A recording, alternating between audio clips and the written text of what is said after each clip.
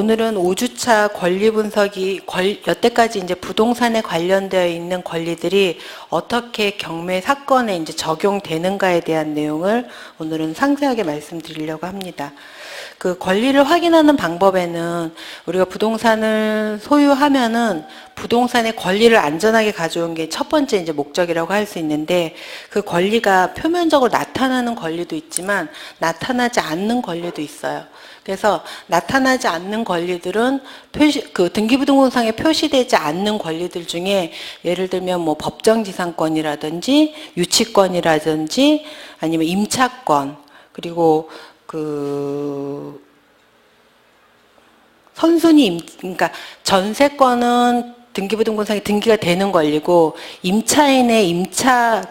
임차인의 선순위 임차인은 경매로 매각이 되는 물건이 아니면 등기부등본이나 무엇을 통해서는 알 수 없는 권리거든요. 그러니까 대표적으로 이제 우리 교재 98쪽에 있는 것처럼 민법상의 권리들도 있고 주택임대차 보호법상의 권리들도 있고 뭐 절차법상의 권리가 있으며, 지상권, 뭐 지역권, 전세권 이런 권리는 용익물권을 해가지고 대표적인 물건인데, 이 중에서 지상권 중에서도 약정지상권이나 약정지역권 같은 경우는 등기부등본에 등기가 되어 있어서 서로 그 내용을 확인할 수 있지만, 매각으로 인해서 지상에 대한 권리를 주는 법정지상권 같은 경우는 표시가 되지 않는 권리로서 우리가 이제 조금 더 신중하게 다뤄야 되는 권리고요. 담보물권 중에서도 근저당권이나 저당권이나 그다음 유치권이 있으면, 근저당권은 말소 기준 권리가 되기도 하면서 등기부등본을 통해서 확인할 수 있는 권리긴 하지만, 담보물권에 또 부동산을 점유하고 있는 유치권 같은 경우는 부동산 등기부등본에 표시되지 않으면서 그 실물을 점유하고 있는 이런 권리를 담보하고 있는 이런 권리라서 표시되지 않는 권리를 중요하게 다뤄야 되는 권리입니다.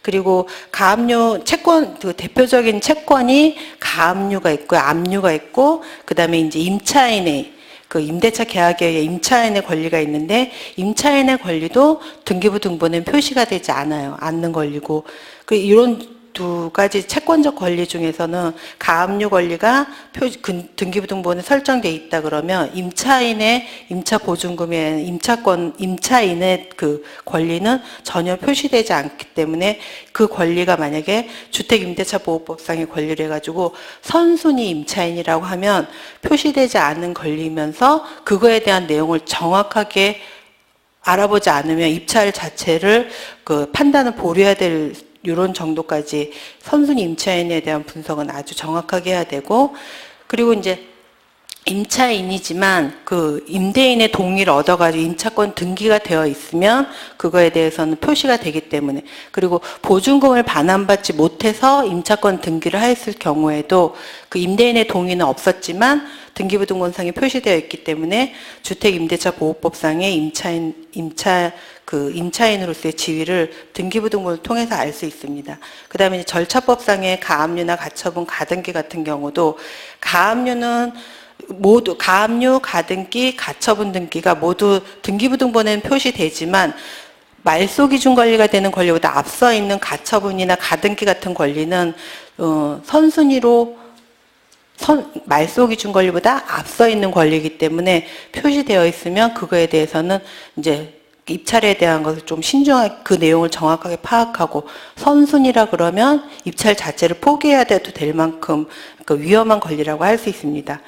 그 등기부등본상의 권리는 이렇게 등기부등본을 열람해가지고 이제 판단하시면 되는데, 등기부등본은 우리가 누구나 그 발급을 받아서 열람을 할 수 있어요. 그래서 누구에게나 공시하고 있는 내용이기 때문에 그 내용을 파악할 수 있는데, 등기되지 않는 미표시 권리들이 있는데, 미표시 권리는 일반적인 거래에서는 그 매수자나 매도자가 서로 합의를 해가지고 그거에 대한 설정이나 이전이나 변경 아니면 말소를 협의를 통해서 없애거나 말소할 수 있기 때문에 상관이 없는데, 매각으로 인한 그 권리 중에 미표시되는 권리, 특히 선순위 임차인이나 아니면 선순위 전세권이나 이런 권리 같은 경우는 등기되어 있어서 미표시되는 선순위 임차인 같은 경우는 이제 조금 더 많이 신중하게 다루어 보아야 합니다. 이런 권리들이 어떤 권리가 뭐 채권적 권리냐, 어떤 권리가 물권적 권리냐에 따라서 매각에서는 여러 가지로 다른 성질을 나타내서 작용을 하게 되는데, 이 부동산의 권리 중에 이제 말소 기준 권리를 중심으로 우리 페이지에 이제 103쪽에 보면 어떤 권리가 말소되고 어떤 권리가 인수되는지, 이런 소멸주의하고 인수주의에 대한 개념이 있습니다. 소멸되는 권리가 어떤 것이고 말소되는 권리, 인수되는 권리가 어떤 거지, 이런 것들은 이제 어떤 권리를 기준으로 우리가 여기까지 배웠던 여러 가지 권리 중에 말소 기준 권리가 되는 내용은 경매로 매각이 될 때,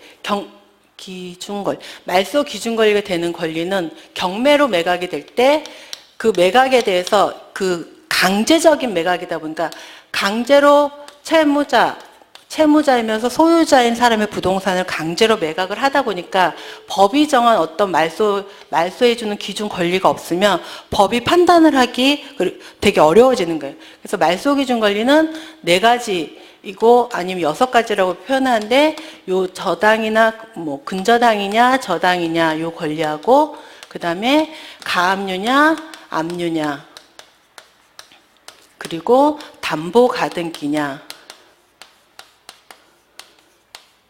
그 다음에 이런 권리가 없으면 경매 개시 결정 등기, 요 권리, 요 4가지 저당, 근저당, 압류, 가압류, 담보 가등기, 경매 개시 결정 등, 요 권리, 이 기준 권리보다 이렇게 이 권리들은 다 등기부등본을 통해서 볼 수 있는 권리예요. 그죠? 볼 수 있다는 건 등기가 되어 있어요. 등기가 되어 있으니까 등기되어 있는 날짜, 이 날짜보다, 이 등기되어 있어 누구에게 표시되고 있는 이 날짜보다, 이런 권리보다 앞서 있는 권리가 있으면 인수해야 되고, 앞서 있는 임차인이 있으면 임차인에 대해서는 배당 요구 여부에 따라서 배당 요구를 했으면 배당을 통해서 받아가는 거고, 배당 요구를 하지 않았으면 이 부분에 대해서는 임차인이 인수해야 될 경우가 생기게 되는 거예요.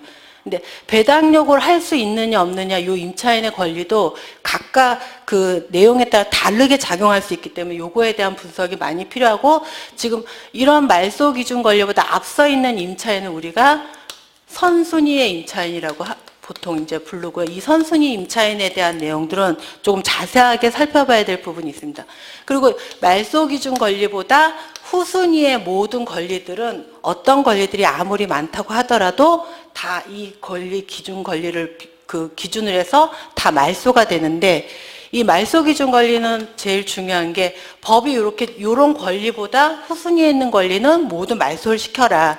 근데 요 권리, 어떤 A 권리, B 권리, C 권리가 있다고 하더라도 이 권리들은 다 말소가 되지만, 이 말소되는, 요 권리 포함해서 말소되는 권리들은 여기에 있는, 이전에 있는 소유자에게 그냥 개인적으로나 일반 채권이 되는 거지, 매각을 해서 이 부동산을 매수하는, 최고가 매수하는데 영향이 하나도 없다는 뜻이고요. 말소 기준 권리는 이렇게 이 말소 기준 권리가 되는 금액을 다 배당받지 못하더라도 얘도 같이 말소가 됩니다. 그래서 얘가 만약에 이 말소 기준 권리가 되는 권리가 배당을 받지 못한 금액도 역시 그 이전 채무자에게 청구할 수 있는 권리일 뿐이지, 새로 그 부동산을 매입한 그 매수인에게 청구할 수 있는 권리는 아니고, 요 권리보다 앞서 있는 권리, 그럼 이제 요 기준 권리에 포함되지 않는 권리들 중에서 예를 들어서 뭐 전세권이다. 전세권하고 요 임차인하고는 조금 공통점이 있는데, 부동산을 사용하고 있는 사람들이잖아요. 그죠?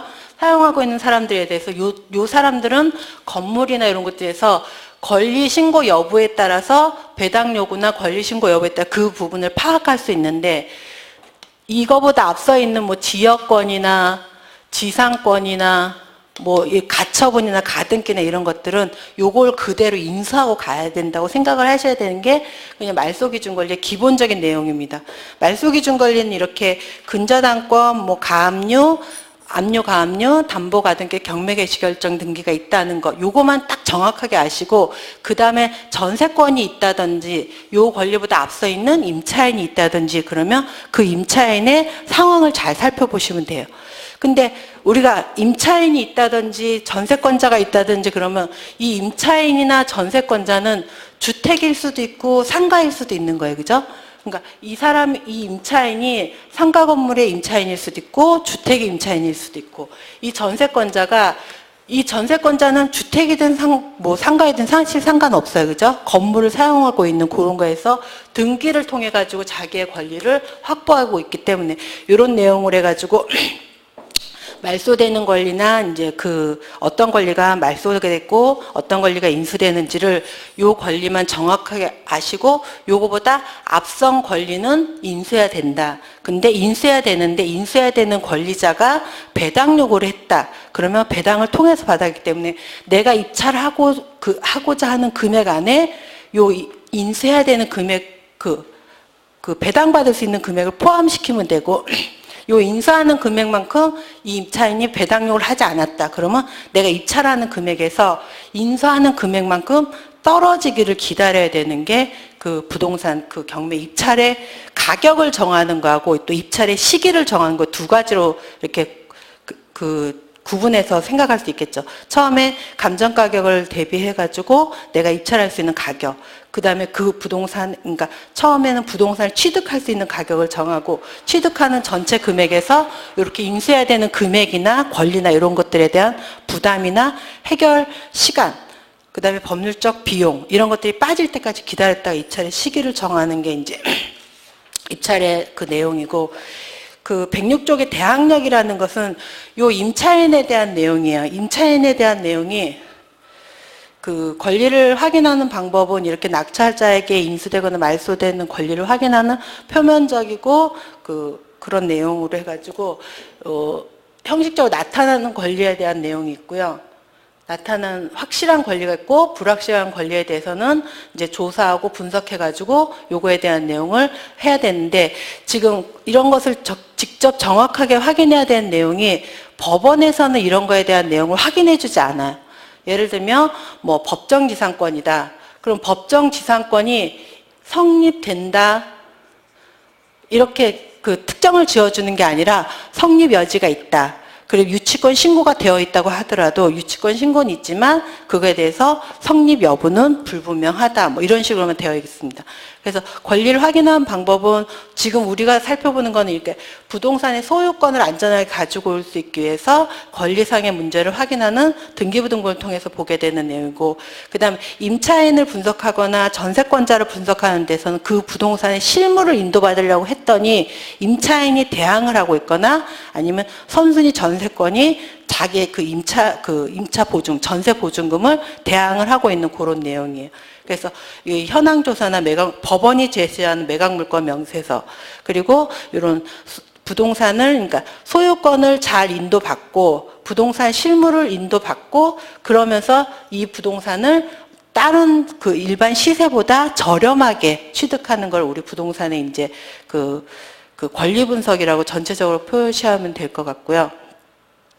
그래서 이제 등기부등본에 표시되지 않는 권리, 그 다음 표시되는 권리, 이런 것들이 부동산을 권리 분석하는 등기부등본에 있는 권리하고 표시되지 않는 권리를 해야 되는데, 사실은 등기되지 않는 이런 권리에 대한 분석이 훨씬 중요하겠죠. 그죠?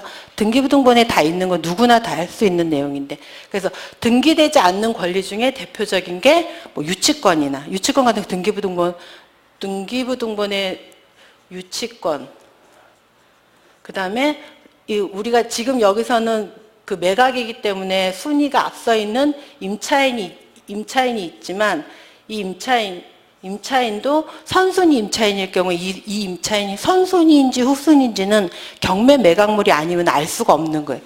이 선순위 임차인은 이 사람이 권리 신고를 했느냐, 그리고 배당 요구를 했느냐가 굉장히 중요한데, 그런 내용하고 뭐 등기되지 않는 권리 중에 이제 대표적인 게 유치권, 뭐 법정지상권, 그다음에 그 임차인, 이런 권리들은 임대차 보호법에서 보호해주는 내용하고 그 민법에서 일반적으로 보호해주는 내용과 다르고 또 민사집행법에서 적용되는 규정이 다르기 때문에 이런 내용들이 임차권, 그 다음에 이제 경매로 진행되는 부동산에서는 압류되는 부동산에 그 체납에 의해서 압류된 부동산, 압류된 부동산에는 압류하는 시기가 문제가 아니라 이 압류되어 있는 부동산의 그 부과된 시기, 법정 기일이 훨씬 중요하다는 거.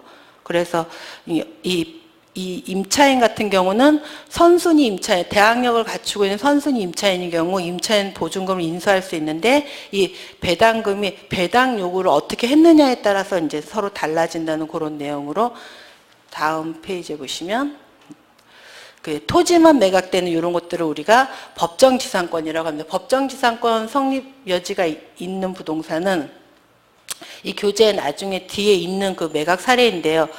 그 법정지상권의 성립 여지가 있다는 이런 내용을 그 법원에서는 제시할 때 건물이, 그러니까 부동산이 매각이 되는데 토지에 대한 매각만 되고 있다는 뜻이에요. 그래서 주의사항에 건물은 매각에서 제외됐다고 이렇게 표시가 돼요. 그리고 건물 등기부는 발급돼 등재하지 않았지만 여기 주의사항에 이건 매각물권 명세서에 나오는 내용이거든요. 제시외 건물 매각의 제외로, 그러니까 이 건물이 이 토지 위에 어떤 건물이 있는데 이 건물은 지금 매각에서 제외되고 있다는 뜻이에요. 그래서 제외되어 있는데 법정지상권이 성립 여지가 있다라고만 제시할 뿐이지 법정지상권이 성립된다 안 된다는 권리 분석을 하면서 입찰을 하는 입찰자들이 파악해야 되는 그런 내용이라는 뜻입니다. 그리고 우리가 입찰하는 부동산이 농지일 때는 농지를 취득할 수 있는 자격 증명원을 같이 첨부해서 제출해야 되는데 농지 취득 자격 증명원은 언제 제출하냐면 낙찰을 받고 일주일 이내에 그 같이 제출해 줘야 돼요. 제출하지 않으면 낙찰 받으면서 제공한 보증금을 몰수당하게 됩니다. 그래서 이런 농취증을 필요로 하는 입찰에서는 입찰 전에 이 관련 해당 구청이나 관공서에서 이 땅을 매입하면 농취증 발급을 해주느냐를 미리 확인하고 입찰에 참여해서 낙찰을 받으면 그 다음에 이제 농지 취득 자격 증명서를 같이 제출하면은 낙찰이 허가 결정이 나게 되는 그런 내용입니다. 법정지상권 이런 내용도 지금 등기부등본상에 표시되지 않는 내용이고,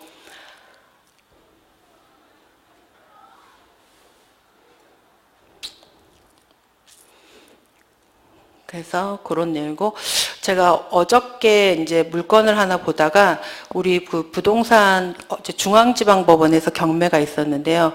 우리 뭐 경매 낙찰가율이 올라가요. 특히 서울이나 수도권 이런 데서는 그 일반 주택이 그러니까 한 다가구 주택이라고 그랬죠? 한 세대가 살거나 뭐 그런 개인 주택이 개별 그 개인 구옥 같은 그런 주택이 950%에 낙찰된 사례가 하나 있어요. 그래서 제가 낙찰 그 사례를 하나 빼왔는데 이런 걸 보면서 이런 게 왜 도대체 950%가 얼마지? 950%가 얼마예요? 950%가 700 몇십만 원에 평가된 게 7천 몇백만 원에 낙찰이 됐어요. 근데 이승도 거의 6,600만 원씩 따라오고, 근데 그게 그 이전에 경매로 했었던 사건이고, 우리가 또 경매로는 지분을 분할하기도 하고 막 이런 여러 가지 또 절차들 있잖아요. 그런 거에 그렇게 진행되는 내용인데 그런 걸 한 개 가지고 이제 같이 공부해 보려고 가지고 왔고요.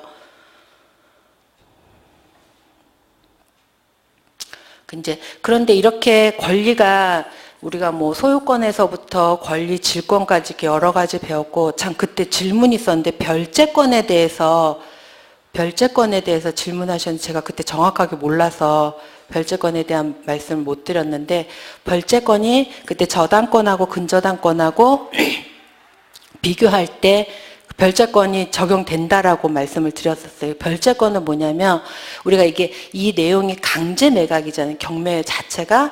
근데 이런 부동산이 있으면 그러니까 채무자가 있어요. 채무자가 이 어떤 부동산을 가지고 있고 이 부동산하고 뭐 이 부동산하고 이렇게 있는데 이 채무자가 너무 채권이 많아서 요즘 보면 가끔 보면 개인이 회생 신청을 하거나 파산 신청을 하는 경우 있잖아요. 그죠? 그럼 이 사람의 뭐 일정 소득을 다 합산해 가지고 갚을 수 있는 부분만큼만 갚고 회생 신청이 받아들여지잖아요. 그러면 이미 여기에 어떤 뭐 이 주택이 있는 이 주택에 근저당을 설정해 놨거나 뭐 어떤 권리들 설정해 놓은 특히 근저당권 같은 경우는 유치권이나 담보한 물권적 권리는 이 채무자가 개인 회생 신청을 하더라도 그 개인 회생 신청 중에는 그 이 부동산을 경매를 넣을 수가 없지만 그 회생 신청이 받아들여지고 나면 이 채무자의 부동산에 설정했던 근저당권자가 경매를 신청할 수 있다는 거예요. 그러니까 별도로 정산할 수 있는 그런 내용이 별제권이더라고요. 그래서 개인 회생 신청하면 내 부동산 같은 거 모두 다 이걸 다 합산해가지고 정산해서 이렇게 그거 청산을 하는 게 아니라 이렇게 이 채무자, 그 개인 파산 신청자, 회생 신청자 이 사람이 갖고 있는 재산에 대해서 그 일정 부분은 뭐 최소 소득 말고는 다 이제 채권을 상환하는 걸로 이렇게 되잖아요. 근데 이렇게 이 부동산의 물권적 권리를 설정해 놓은 뭐 질권이나 유치권이나 전세권이나 근저당권은 이 절차가 지나고 나면 이 부동산을 경매로 해놔가지고 자기가 그 상환을 받을 수 있다는 거. 그 부동산 이 합산이 들되는. 그러니까 제가 이야기에는 이 사람의 부동산 뭐 월 수익이 뭐 500만 원이고 가지고 있는 재산이 얼마고 이 사람의 총 재산이 뭐 10억이다. 그러면 이거에 대해서 이 채권자의 동의를 얻잖아요, 그렇죠?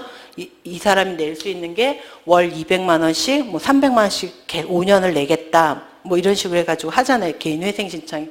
그럴 때 요 부동산을 갖고 있었던 요 권리자는 그 회생 신청이 마무리되면 이 부동산을 팔 수 있는 그러니까 매각을 경매를 신청할 수 있는 별도의 자기 채권을 상환받을 수 있는 권리가 있다는 그런 내용으로 파악하시면 되고, 그 권리에 대해서는 이런 권리들이 지금 그 경매 권리에서는 말소 기준 권리 이런 권리들이 있고요. 이런 권리가 이 말소 기준 권리 중에서도 이 내부적으로도 이런 권리는 그 소유권을 제한하는 그 소유자에 대한 권리예요, 그죠? 소유자이면서 채무자인 그 사람에 대한 권리고, 근저당권이나 담보가등기도 사람에 대한 권리고, 이런 권리들은 그 근저당권은 이 채무자의 물건에다가 담보를 설정한 권리인데, 이런 권리들 중에 물권적 권리냐 채권적 권리냐에 따라서 배당에서 이게 성질이 달라지게 되는 그런 내용을 말씀드리면, 채권적 권리는 이 채무자한테 자기의 상환받을 수 있는 그 빚을 청구할 수 있는 권리라 그러면, 물권적 권리는 처음부터 여기에는 채권자는 이 채무자의 어떤 부동산이나 이런 물건에 대해서 권리를 확보해 놓은 권리인 거예요. 그래서 이 물권적 권리 중에 대표적인 뭐 근저당권이고, 뭐 전세권이고, 이렇게 있다 그러면 채권적 권리는 압류냐 가압류냐 이런 권리라고 할 수 있고, 그 다음에 우리 임차인의 임차 보증금의 이 성격도 이제 채권적 권리가 돼요. 그래서 우리 여기 파워포인트 보시면 권리의 내용 중에서 물권적 권리는 그 물건을 지배하면서 누구에게나 배타적으로 주장할 수 있는 권리라고 할 수 있고요. 그 다음에 물권적 권리의 이제 대표적인 내용이 용익물건이나 담보물건이냐 그래서 타인의 토지 또는 건물과 같은 부동산을 자기의 그 일정한 목적을 위해서 사용 수익하는 용익물건 중에 지상권, 지역권, 전세권이 있죠. 그 다음에 담보물건 중에는 유치권, 질권, 저당권 같은 게 있는데, 요 물권적 권리에서 경매를 신청하면 처음부터 그 부동산이라는 재산을 물권적으로 담보로 확보했기 때문에 근저당과 같은 이런 물권적 권리에는 경매 신청은 우리가 임의경매라고 그러고요. 압류권과 같은 채권적 권리에서 집행 권원, 어떤 얘가 받을 수 있는 권리가 있다는 것을 판결 절차를 받았다 그러면 얘를 강제경매라고 이렇게 표현을 합니다. 이런 내용은 임의경제나 강제경매나 이 내용은 본인이 가지고 있는 권리가 어떤 성질을 가지고 있느냐는 권리인데, 여기서 보시면 이렇게 이 채무자한테 청구할 수 있는 권리냐, 아니면 이 채무자가 가지고 있는 재산을 팔아서 상환할 수 있는 권리냐, 이렇게 나누어 보시면 돼서요. 이 물권적 권리는 이렇게 순서가 있습니다. 채무자를 중심으로 이렇게 이 사람한테 이 채무자의 부동산과 채무자의 재산에 대해서 등기되어 있는 순서에 따라서 자기의 우선 변제권이 있는데, 채권적 권리는 가압류권자나 압류권자나 이런 권리자들이 이들끼리 순서가 있는 게 아니라 서로 이렇게 평등하게 줄을 서 있어요. 그래서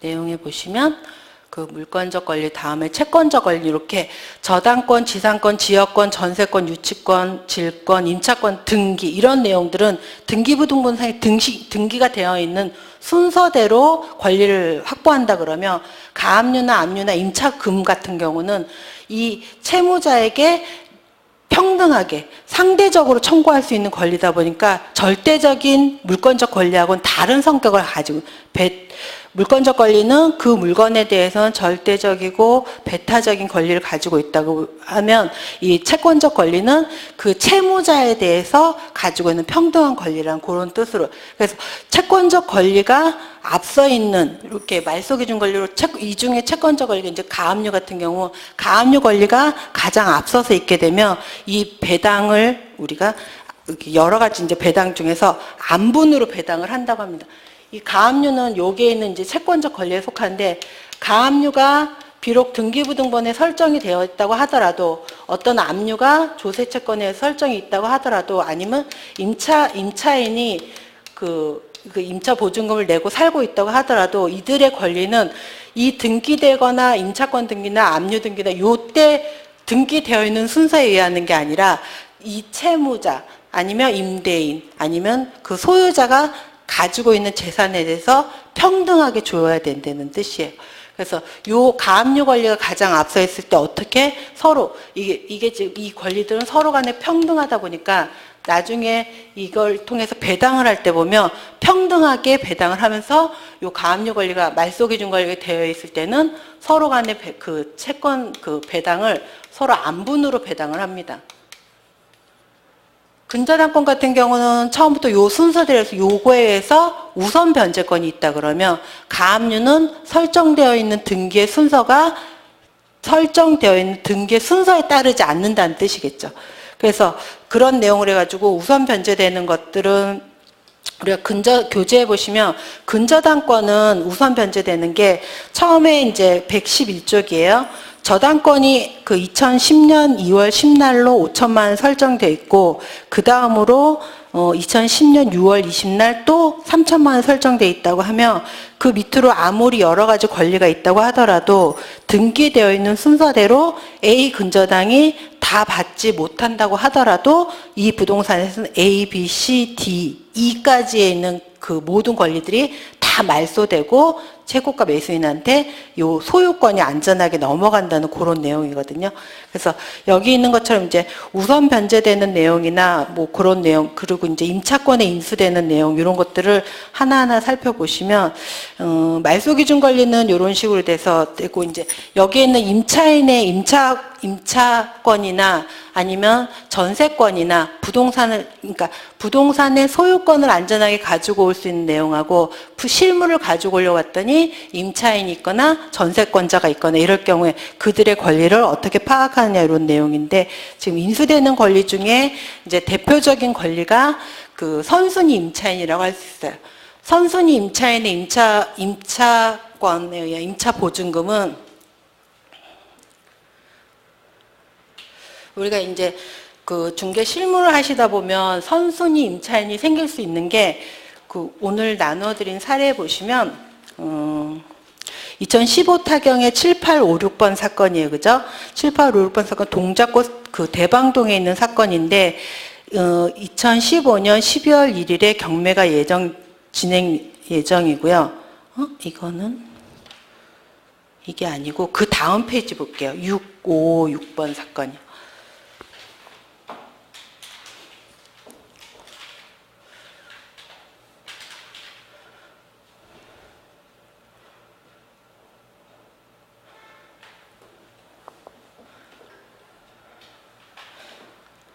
이거 아닌데? 이게 공유물 분할. 이건 첫 번째는 사회 행위에 대한 거고, 두 번째는 그 매각이 많이 된 거고요. 세 번째 사례가 순서가 이 사건 볼게요. 2015 마지막에 2015 타경이 101185 101185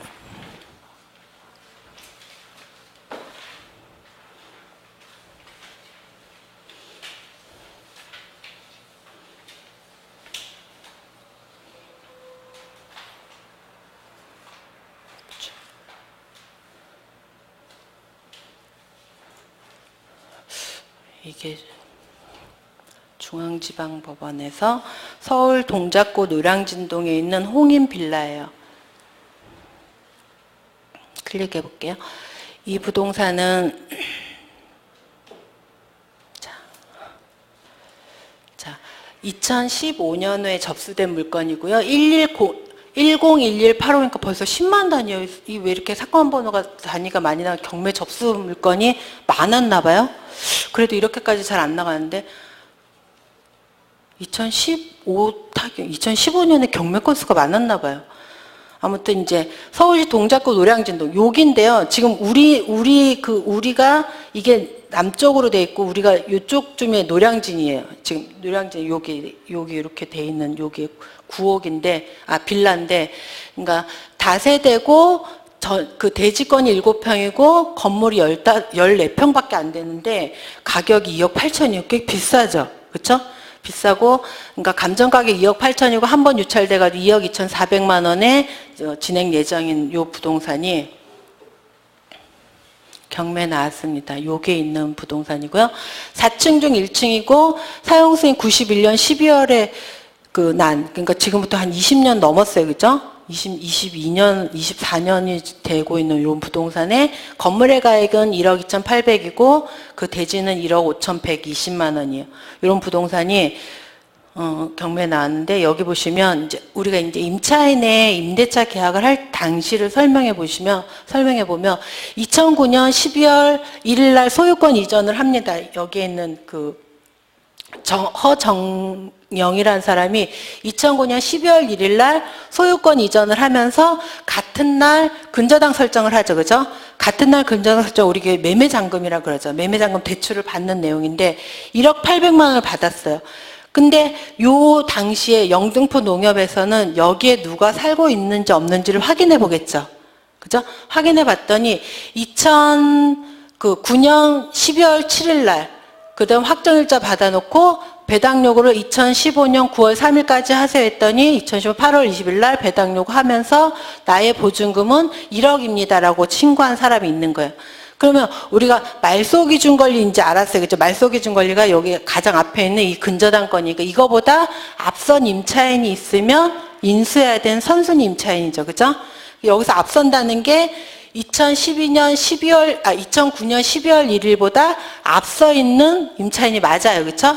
맞은데 여기에 이 배당 요구 하라는 날짜보다 맞게 적법하게 배당 요구를 했는데 이 임차인의 임차 보증금은 임차인은 우리가 임대차 계약을 할 때 임차인 저 집이 뭐 2억 8천만 원짜리 집이죠. 그죠?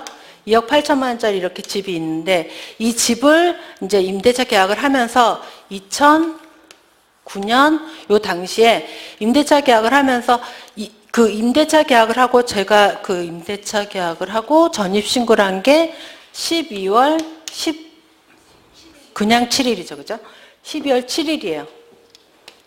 근데 이 임차인 박모 씨죠. 그죠? 그러고 나서 같은 날에 2009년 12월 7일 날에 전입신고를 해놓고 그 다음에 확정일자도 받아놨어요. 그래서 박모 씨가 이제 이렇게 해놨어요. 그죠? 그럼 이 사람이 박모 씨가 여기다 임대차 계약을 하면서 전입신고를 했으면 요날 임대차 계약이 일어난 건 아니죠. 그죠? 요거보다 훨씬 전에 임대차 계약을 했겠죠.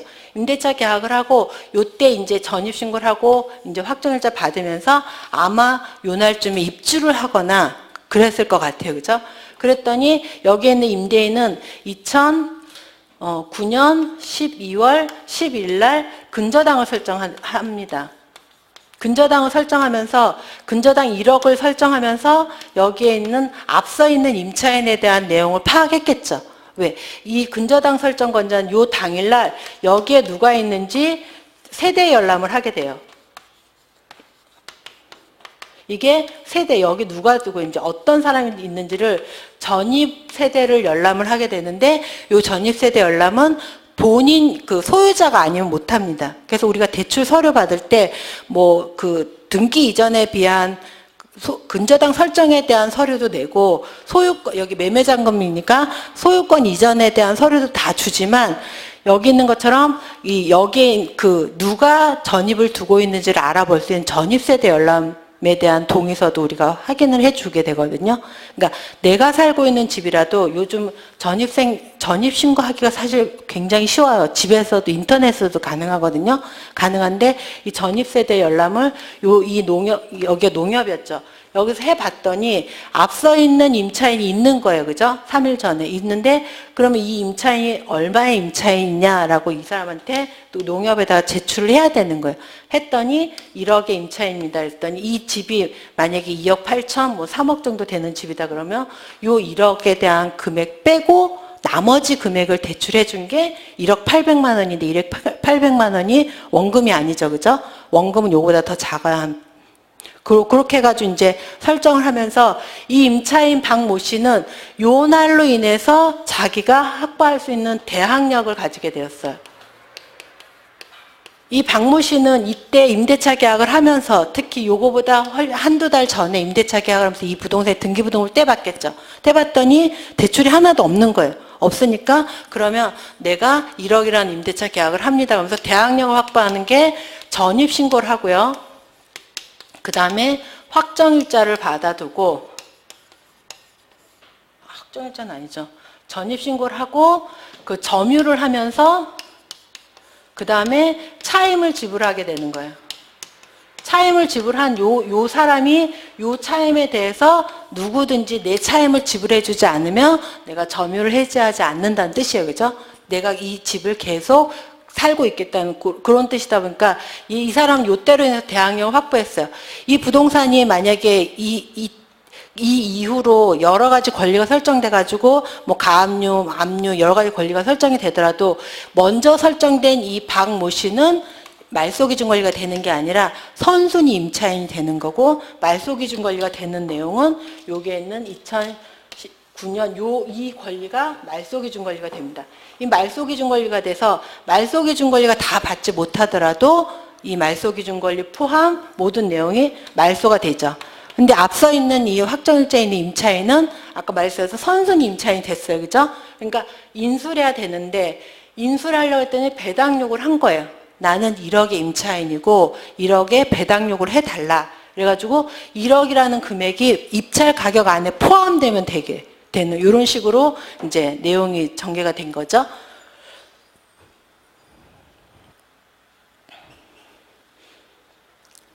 그래서 이런 내용이 이제 그 선순위 임차인에 대한 내용인데 선순위 임차인은 이렇게 자기의 권리를 그 배당 요구할 수도 있고 근데 여기 있는 임차인이 만약에 박모 씨가 2009년 요때 이제 11월쯤 임대차 계약을 하면서 봤더니 이 부동산에 아무 권리가 없어요. 그죠? 권리가 하나도 없어서 이때 확정일자를 받아 놓을 수도 있지만 안 받아 놓을 수도 있죠. 그죠? 이때 대항력에는 확정일자에 대한 내용은 없어요. 이 임차 보증금이 만약에 이 부동산이 매각이 되었을 때 배당받을 수 있는 순서가 없다. 왜? 얘는 이 임차 보증금 얘는 채권적 권리이기 때문에 이 채권적 권리는 이 임대인에게 청구할 수 있는 권리인 거예요. 이 부동산이 매각이 된다고 하더라도 내 1억을 배당받을 수 있는 순서가 없다 보니까 그 임대차 보호법에서 이렇게 임차인 그 주거용이든지 상업용 임차인들이 임차 보증금을 배당받을 수 있는 순서를 만들자 그래가지고 여기에 확정일자를 받아 놓으면 요 날짜에 근거해서 우선 변제를 해주자. 요 날짜에 맞게 순위를 변제를 주자. 근데 이것이 채권이었죠. 그쵸? 채권이었던 것이 물건처럼 됐다 해서 우리가 채권의 물권하라고 합니다. 여러분 많이 배웠을 거죠. 물건처럼 해가지고 얘에 대한 권리를 매각 대금에서 받을 수 있는 순서를 정해주게 된 거예요. 순서, 순위라고도 해, 배당에 대한 순위를 주게 된 게 그 채권의 물건에 대한 확정일자인데, 이 확정일자를 받아놓는다는 거는 매각이 되었을 때 순위를 가진다는 것 뿐이지 대항력하고는 또 별개의 문제예요. 그죠? 대항력은 별개의 문제예요. 그러니까 이 사람이 박모 씨가 그날의 그 확정일자를 안 받아놓게 되면 언제쯤 다시 받게 되냐면요. 예를 들어서 1억으로 이제 임대차 계약을 살고 있는데 나는 누구에게나 1억을 주장할 수 있는 사람이야 라고 하면서 편안하게 살고 있다가 그러고 나서 이제 요렇게 이제 권리가 설정이 됐어요.